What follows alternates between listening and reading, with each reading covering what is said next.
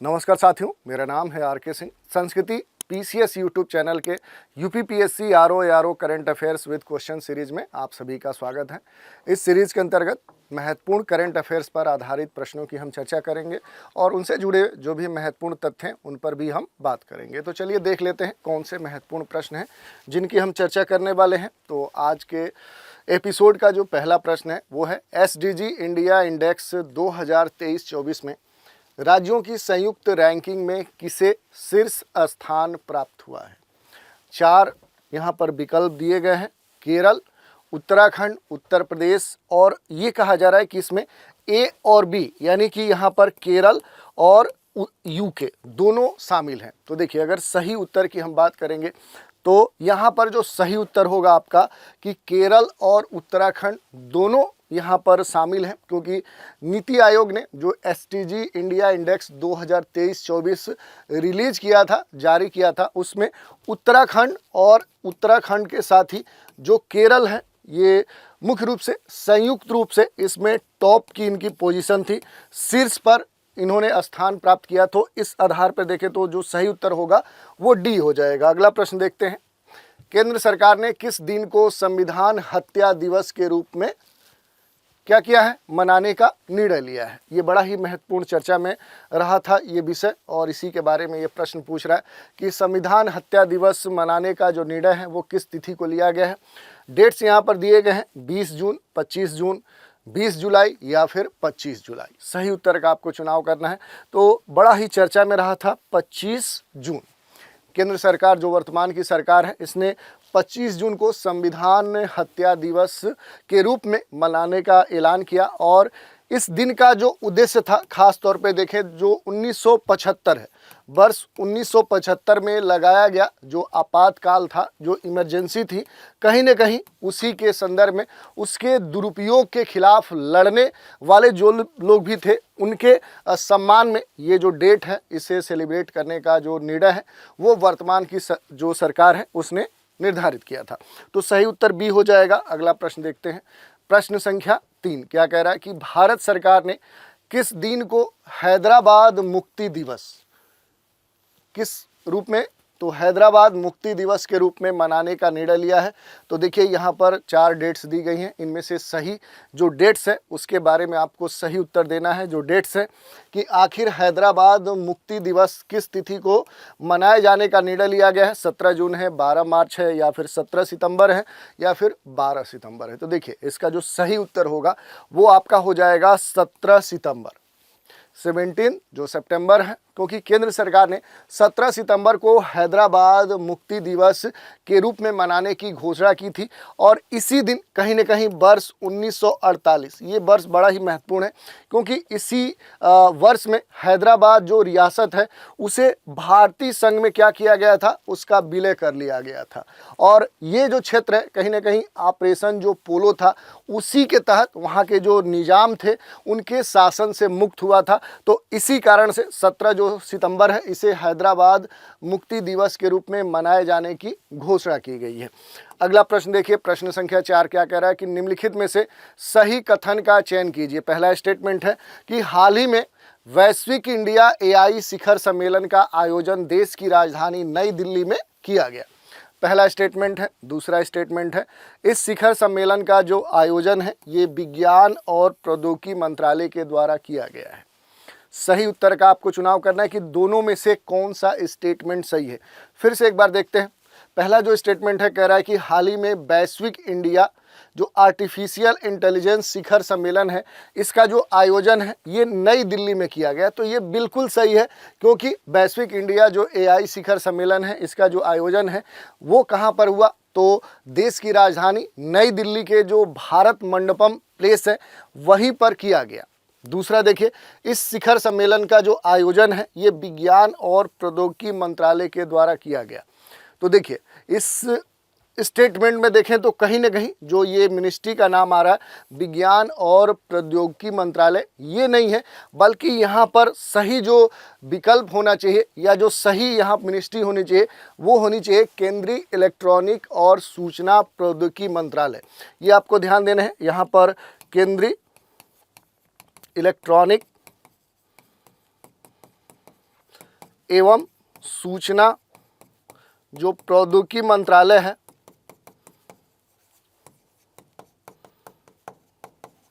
इसी के द्वारा कहीं ना कहीं इसका आयोजन किया गया था। तो इस आधार पर जो दूसरा स्टेटमेंट होगा ये गलत हो जाएगा और इस आधार पर जो सही आपका विकल्प हो जाएगा वो एक हो जाएगा, यानी पहला कथन सही है।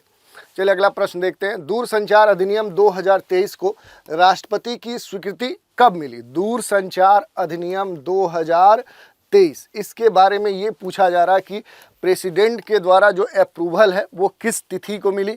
यहाँ पर कुछ डेट्स दी गई हैं, इन्हीं में से एक जो डेट्स है उसका आपको चुनाव करना है कि किस तिथि को दूरसंचार अधिनियम 2023 को अप्रूवल राष्ट्रपति ने प्रदान किया। 26 जून को, 5 जुलाई को, 24 दिसंबर 2023 को या फिर 20 दिसंबर 2023 को। तो दो डेट्स 2024 की हैं और दो डेट्स जो हैं वो 2023 की हैं।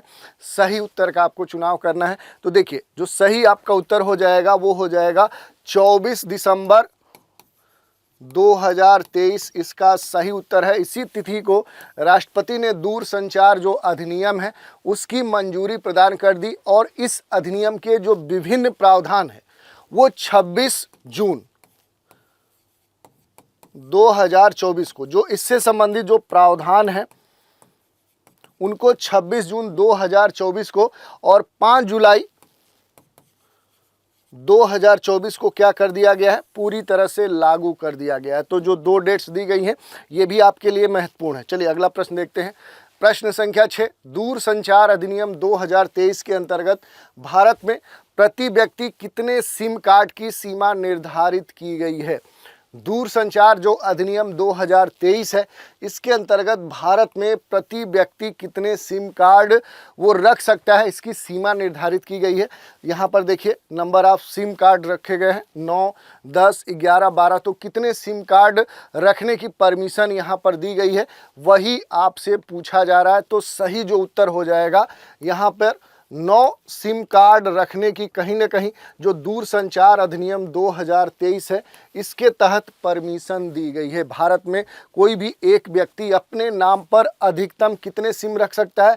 तो 9 सिम कार्ड वो रख सकता है। हालांकि जम्मू कश्मीर, असम और पूर्वोत्तर जो लाइसेंस सेवा क्षेत्र हैं ऐसे इलाकों में ये जो कह सकते हैं कि सीमा है वो केवल 6 सिम कार्ड के लिए है।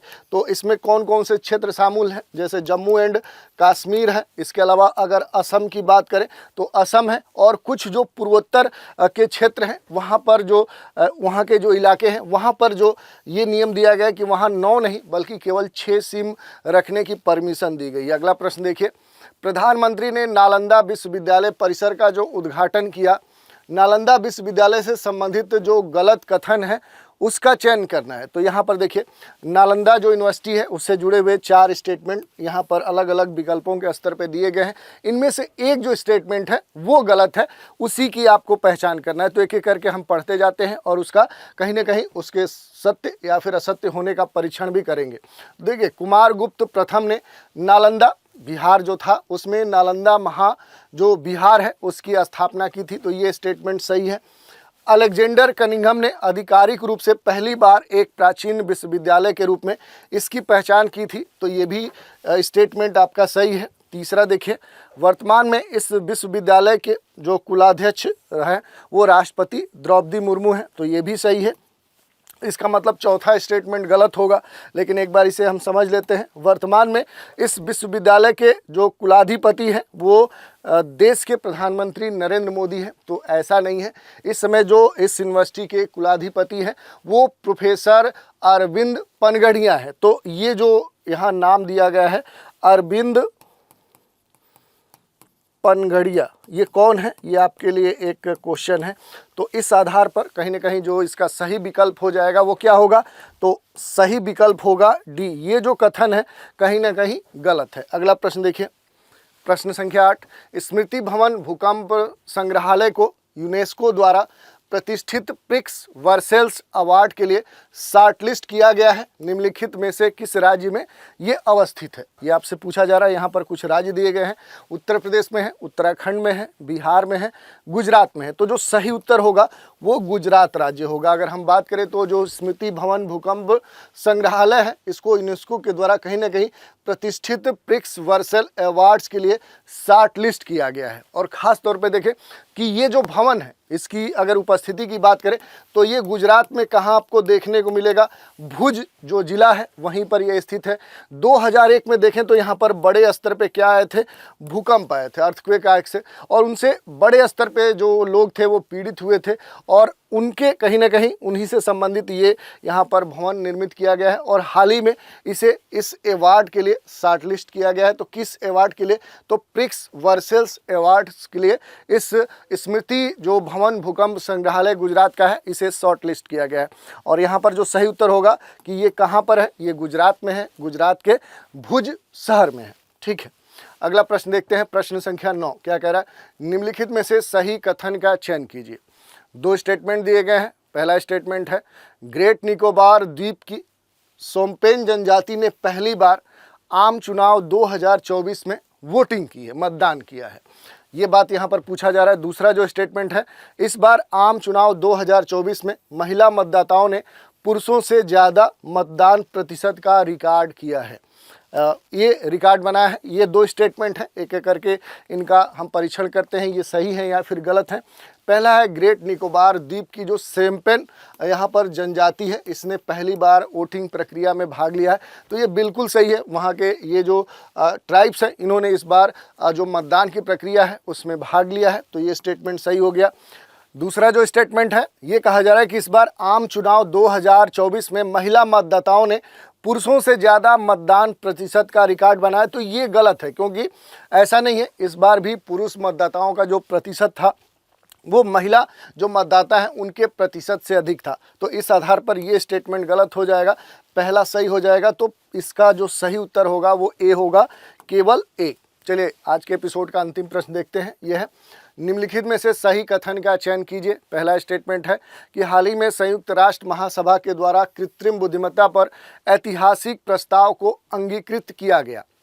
दूसरा स्टेटमेंट है कि इस प्रस्ताव को संयुक्त राष्ट्र के सभी 193 सदस्यों का समर्थन प्राप्त है। विकल्प दिए गए हैं कि कौन सा कथन सही है, और यहाँ पर आप देखिए विकल्प 1 सही है, विकल्प 2 सही है, 1 और 2 दोनों सही है, या इनमें से कोई भी सही नहीं है। तो देखिए हाल ही में संयुक्त राष्ट्र महासभा के द्वारा कृत्रिम जो बुद्धिमत्ता है इस पर ऐतिहासिक प्रस्ताव को अंगीकृत किया गया है, तो ये स्टेटमेंट पूरी तरह से सही है। दूसरा जो कथन है, इस प्रस्ताव को संयुक्त राष्ट्र के सभी 193 जो सदस्य हैं उनका सपोर्ट प्राप्त है, तो ये भी सही है। और इस आधार पर दोनों कथन सही है, तो सही जो उत्तर हो जाएगा आपका सी हो जाएगा, 1 और 2 दोनों कथन सही हैं। तो इस तरह से आज के एपिसोड में कुछ महत्वपूर्ण जो करंट अफेयर्स है उन पर आधारित प्रश्नों की चर्चा हमने की, और उनसे जुड़े हुए जो भी महत्वपूर्ण तथ्य हैं उन पर संक्षिप्त रूप से बात की। तो आज के एपिसोड में इतना ही। आप सभी हमारे साथ बने रहें, इसके लिए धन्यवाद।